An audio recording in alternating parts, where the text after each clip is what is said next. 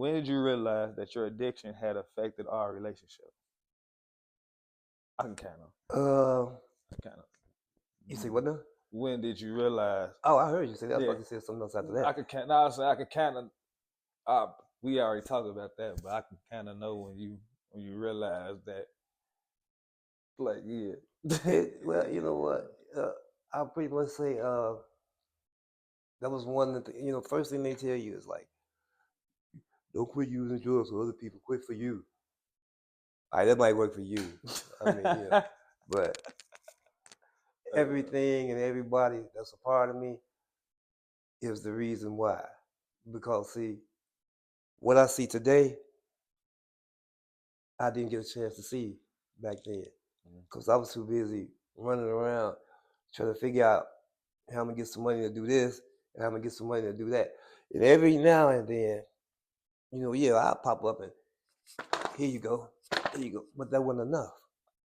And I realized that, that wasn't enough. So to answer that, it was like on the verge of quitting, sitting down, rock bottom, and having the chance to really, really, really talk to God about what I was doing and asking him to bring me back. That's pretty much, the answer to that, because I realized that no matter what, if I kept on doing the same thing, two things going to happen: jail or death. And then I'd have really been to mess you up. And I didn't want to mess you up no more. I didn't want to be messed up no more. I didn't want nobody else to be messed up, and my actions caused doors to get kicked in, all kind of crazy. And I didn't never want that to happen again. And I knew within myself, in order for that to never happen again, then this can't happen again.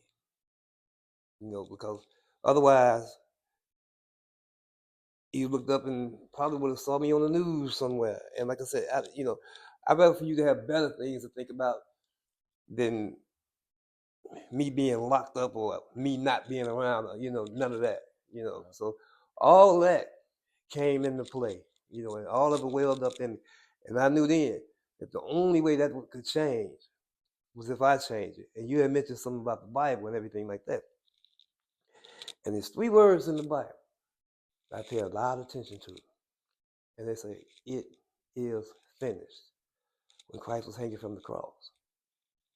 And so with my cross, I took everything negative that I thought was negative, and I put it on my cross.